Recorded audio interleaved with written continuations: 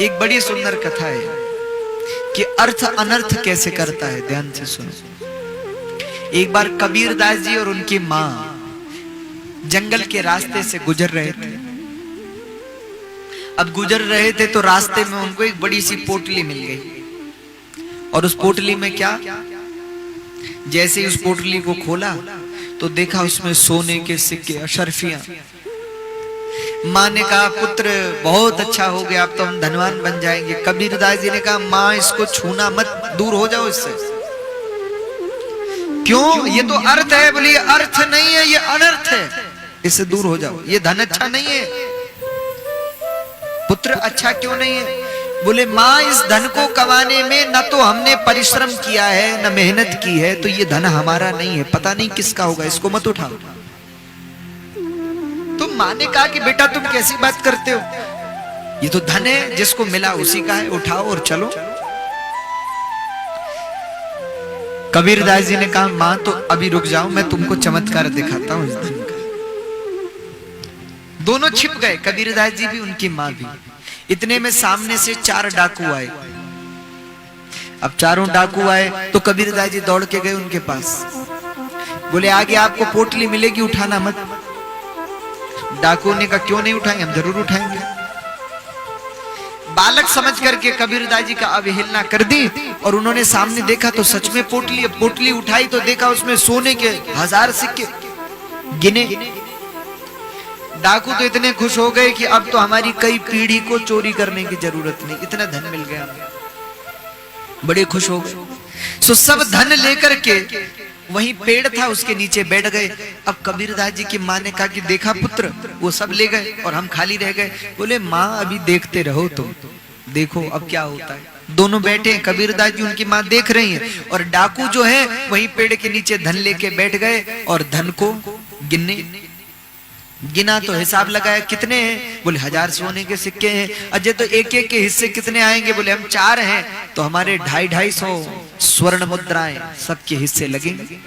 बड़े खुश हो गए, नाचने लगे, गाने लगे। तभी दो ने कहा भैया नाचना गाना तो बहुत हो गया, इतना धन भी मिल गया, अब भूख लगी है।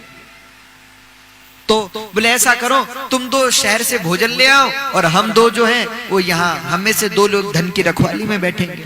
बोले ठीक है, उचित है। अब 2 डाकू तो धन की रक्षा में बैठ गए, और 2 डाकू भोजन लेने चले गए। अब कहते हैं जो डाकू धन की रखवाली में बैठे थे उनमें से एक दूसरे से बोला, बोले एक बात बताओ भैया, हमारे हिस्से कितने आएंगे, ये धन कितना है? अरे बोले 1000 सोने के सिक्के। अच्छा तो हम सबके हिस्से में कितना कितना आएगा?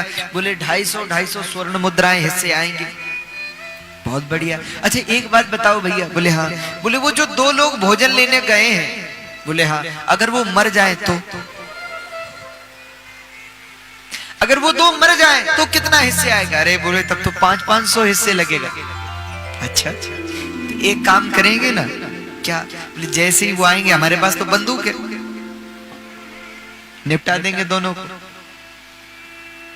तो उसने कहा कि उनको मारने की बजाय हम धन लेके चल पड़ते हैं ना। अरे बोले वो कहीं ढूंढ लेंगे हमको तो फिर हमें नहीं छोड़ेंगे, इसलिए वो खाली हाथ हैं, वो आएंगे हम उनको निपटा देंगे। उसने कहा ये तो बहुत अच्छी बात है, ठीक है, बात पक्की हो गई। अब 2 गए हैं भोजन लेने, वो भोजन ले ही रहे थे कि तभी उनमें से एक बोला धन कितना है, दूसरा बोला 1000 सोने के सिक्के। बोले हिस्से कितने आएंगे? बोले 250 हिस्से आएंगे। बोले अगर वो 2 मर जाए तो? बोले फिर 500 हिस्से आएंगे। तो भोजन में जहर मिला दिया, खाएंगे मर जाएंगे। अब ये भोजन लेकर के आए, उधर वो बंदूक लेके तैयार बैठे। जैसे ही नजदीक आए तो दोनों को निपटा दिया। तो दोनों बड़े खुश हो गए। अब 500 हिस्से लग गए। दोनों ने कहा भैया अब तो बहुत अच्छा हो गया, अब चलते हैं। उसने कहा चलते नहीं है, भूख लगी है, भोजन कर लें फिर चलेंगे। अब उन्हें क्या पता कि इसमें भी मिला हुआ है विष। भोजन किया तो ये 2 भी समाप्त था। अब कबीरदास जी ने अपनी मां से कहा मां देखो अर्थ तो वही है, धन तो वही है, पर धन को मेरा कहने वाले नहीं रहे। धन तो वही है, ये अर्थ नहीं है, ये अनर्थ है। जिस धन को परिश्रम से न कमाया गया हो और जिस धन को नीति पूर्वक न कमाया गया हो, उस धन को त्याग देना